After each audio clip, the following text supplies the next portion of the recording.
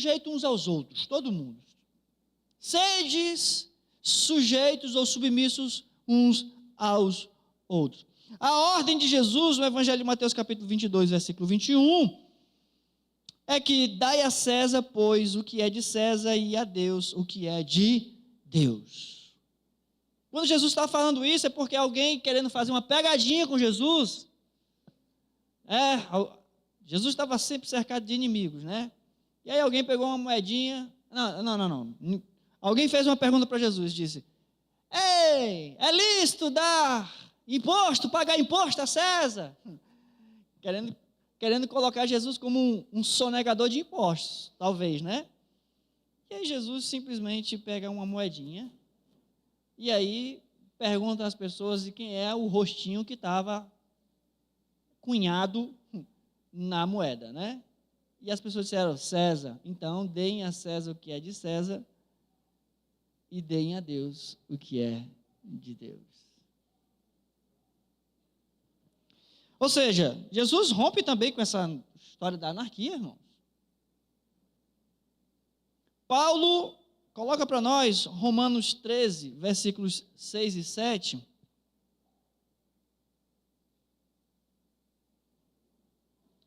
Por esse motivo também pagais tributos, porque são ministros de Deus, os que cobram tributos, atendendo constantemente a estes serviços.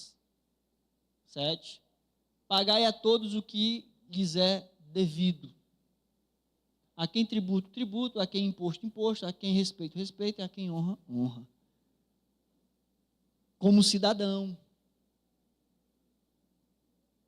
pague as contas, pague os impostos. Bom exemplo. Paulo está exatamente exortando os irmãos a levar uma vida honrada. Ele também escreve a Timóteo, coloca para nós 1 Timóteo capítulo 2, versículo 2. 1 Timóteo 2, 2. É difícil, mas a gente tem que fazer. Em favor dos reis e de todos os que se acham investidos de autoridade, a gente tem que orar por eles. Tem que orar pelo Lula, irmãos. Para que vivamos vida tranquila e mansa com toda piedade e respeito. Tem que orar pelo Alexandre de Moraes, tem que orar pelo Lula, tem que orar pelo Eumano, tem que orar, como é o nome do prefeito aqui, irmãos?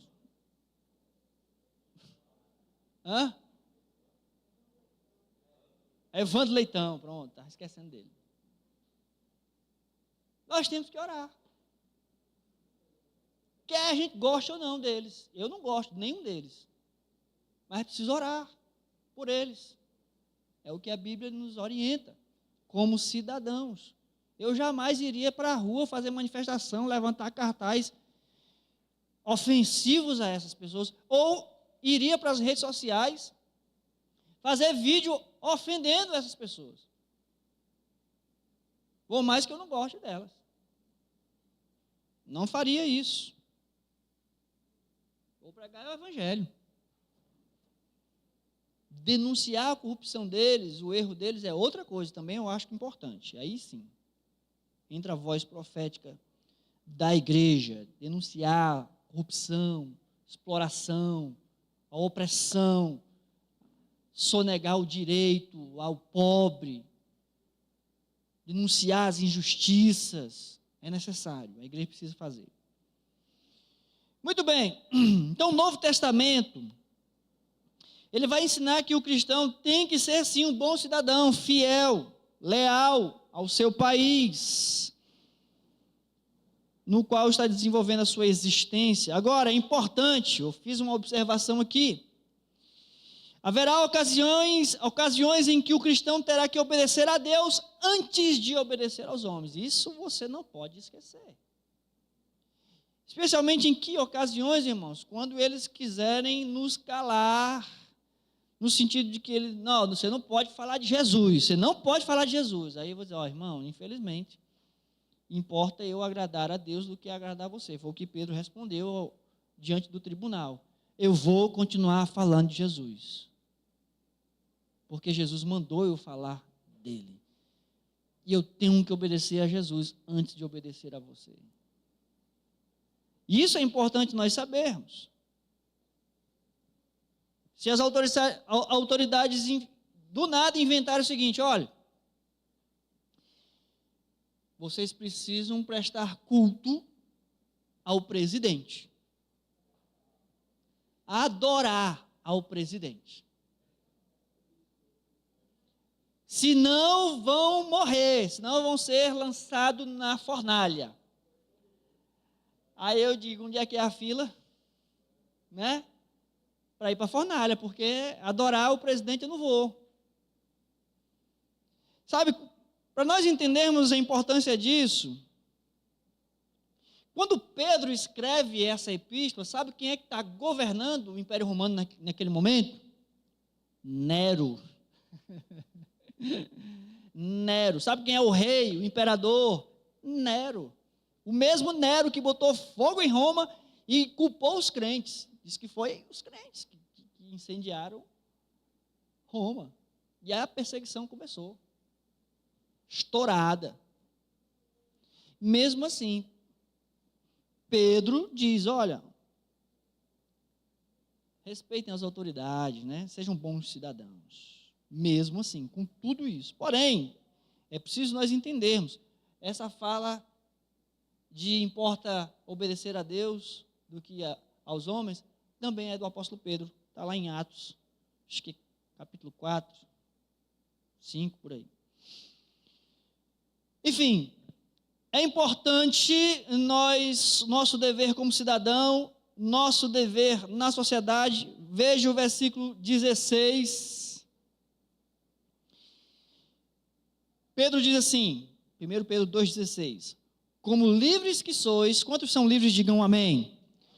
Como livres que sois, não usando todavia a liberdade por pretexto da malícia, mas vivendo como servos de Deus. Ou seja, irmãos, eu sou um bom cidadão, eu preciso ser um bom cidadão, mas eu também tenho deveres nessa sociedade, e os meus deveres com essa sociedade envolve a minha concepção, o meu conceito de liberdade que eu tenho em Cristo Jesus. Para isso, deixa eu dizer uma coisa para você. Qualquer grande doutrina cristã pode ser desvirtuada, e nos nossos dias as pessoas estão sendo expert em fazer isso, né? Desvirtuar as doutrinas bíblicas cristãs e utilizar essas novas releituras que estão fazendo aí como desculpa para a prática do mal, né? Por exemplo, tem gente que pega a doutrina da graça, que é o favor que nós não merecemos, né? O favor não merecido que temos da parte de Deus, e vão converter isso em pretexto para pecar, porque é pela graça mesmo, não é pelo que eu faço. Não importa o tanto de erros que eu cometa, porque eu não consigo fazer o certo mesmo, então deixa rolar, como pretexto. Tem gente que também pega ali a doutrina do amor de Deus, porque Deus é amor, e faz aquela história de que a gente pode viver aqui do jeito que a gente quiser, porque o papai não é padrasto, o papai é um papai amoroso, né? Deus é pai, não é padrasto não. Somos todos filhos de Deus, né? Somos todos filhos de Deus. E aí pode fazer o que você quiser. Pode traficar, o cara é traficante, aí sou filho de Deus. Deus é pai.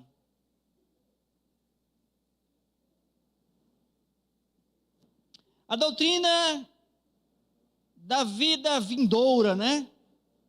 Também pode ser desvirtuada. As pessoas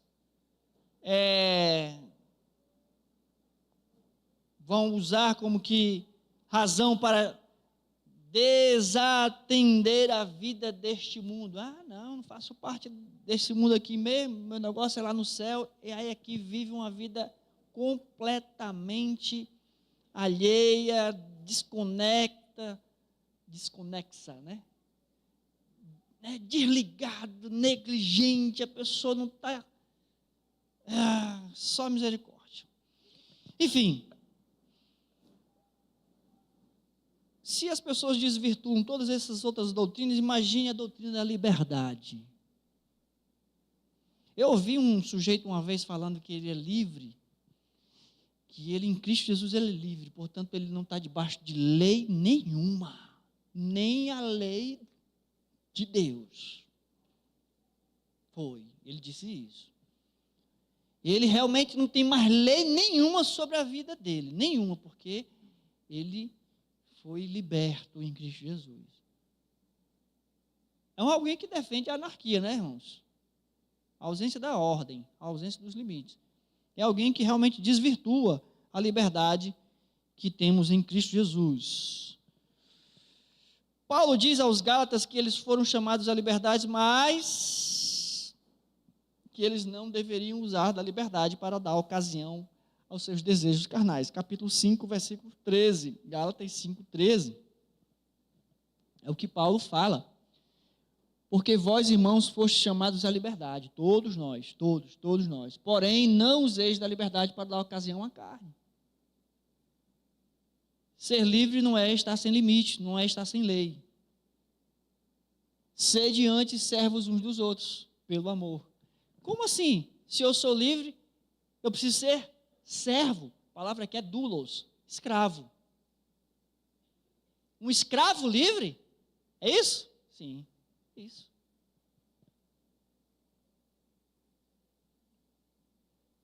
Podemos afirmar que a liberdade cristã ela estará sempre condicionada pela responsabilidade cristã. Sou livre, mas eu não posso me esquecer que eu carrego o nome de Cristo. O bom nome de Cristo, o doce nome de Cristo, o santo nome de Cristo. Eu carrego o nome de Cristo na minha vida.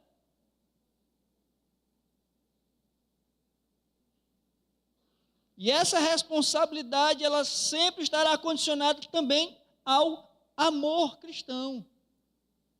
Como aqui foi dito na carta de Paulo aos Gálatas, capítulo 5, versículo 13. Servos uns dos outros pelo amor. E o amor cristão é exatamente o reflexo do amor de Deus por nós. Somos livres, irmãos. Mas espera aí. Não dá para usar dessa liberdade para dar ocasião para fazer tudo o que o meu coração desejar. Não, isso não é liberdade, não. Isso não é liberdade. E o mundo prega isso. Tem muita gente falando isso.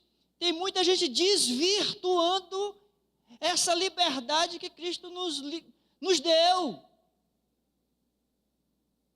A liberdade cristã está sendo desvirtuada. O cristão ele é livre porque ele é escravo de Deus. Se nós deixarmos de sermos escravos de Deus, logo não somos mais livres. Como assim, pastor? Não entendi, foi nada, né? É só uma questão lógica, meus irmãos. Você só é livre se você for escravo do Senhor. Se você não é escravo do Senhor, portanto, você é escravo do pecado e você não é livre de jeito nenhum. Aí é que você não é livre mesmo.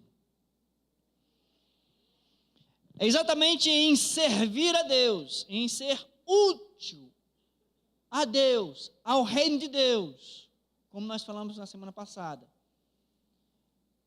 Em eu encontrar o meu propósito de vida, a minha utilidade enquanto cristão, enquanto servo de Deus, é que reside a minha perfeita liberdade. Se eu não encontrei essa utilidade, enquanto servo de Deus aqui na terra, eu não encontrei também liberdade.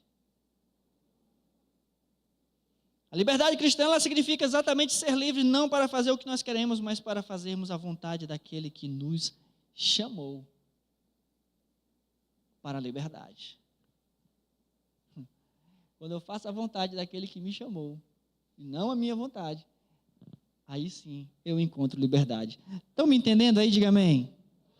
o resumo de toda essa mensagem vai no versículo 17, de forma resumida, né? Pedro diz: tratai todos com honra.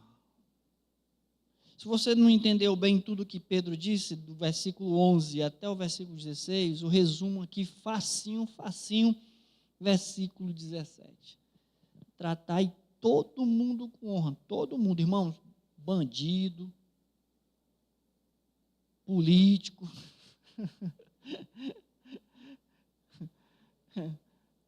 os de outras religiões, os irmãos em Cristo, tratai com honra, todo mundo precisa tratar com honra. Não é porque a pessoa não tem honra que você não vai tratá-la com honra. Trate a todos com honra. É isso que Pedro está dizendo, em resumo. Trate a todos com honra. Porém, ele diz: amai os irmãos. Como assim? Eu não devo amor aos outros? Também, deve também o amor, ágape. Você deve aos outros.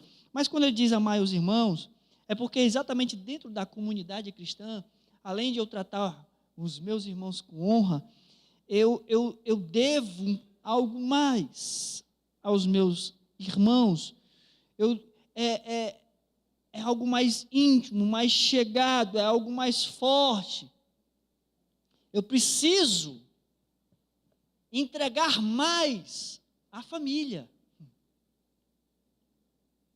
Mais do que a honra que eu devo a todos, eu entrego mais. Quando Pedro diz: amai aos irmãos.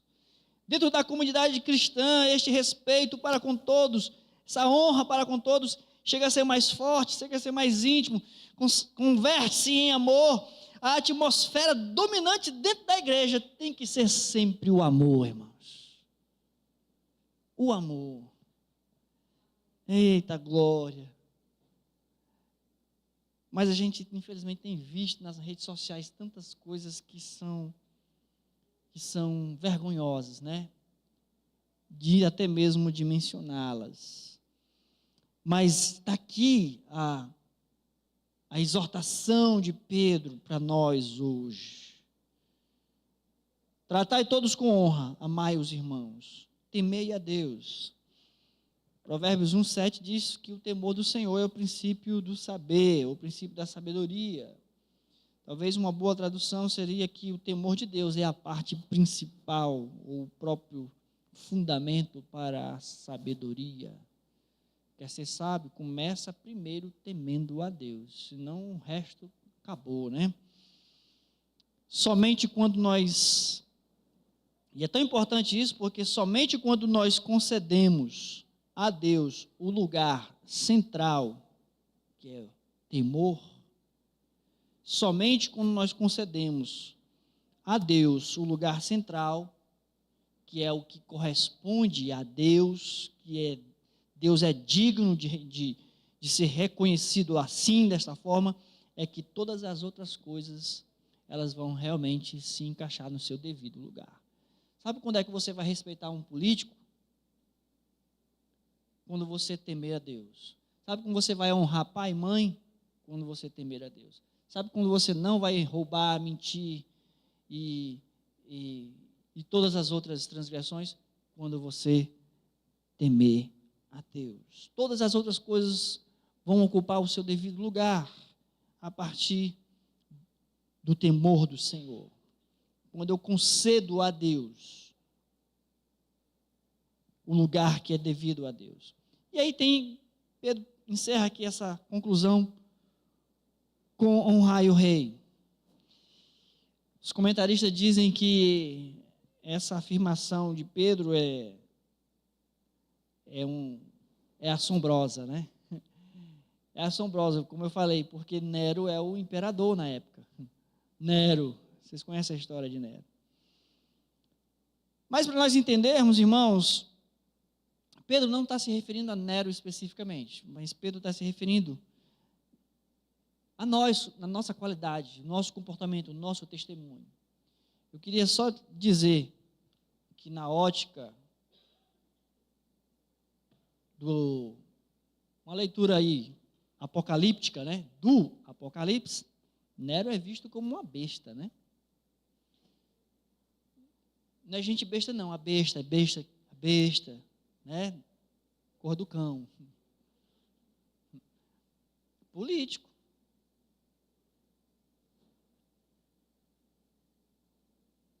Uma coisa não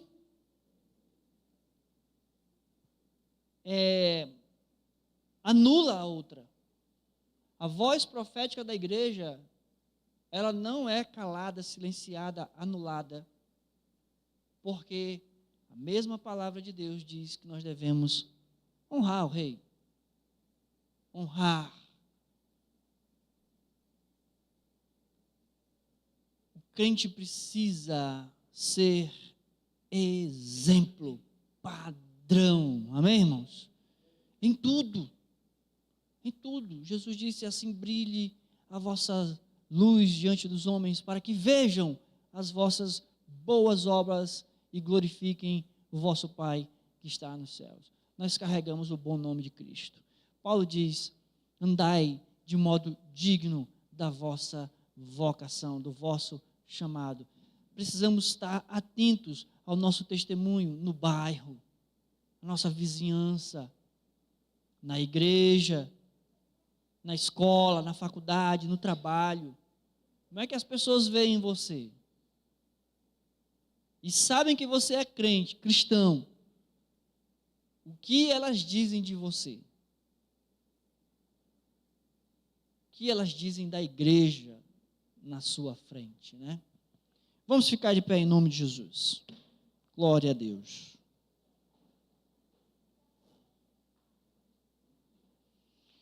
Ouvimos poucos glória a Deus hoje, né? Glória a Deus, velho? Glória a Deus, né? Vamos orar.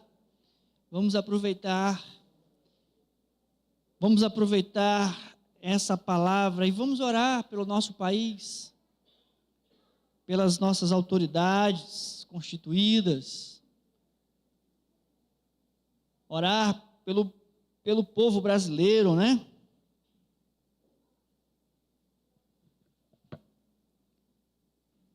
Povo sofredor.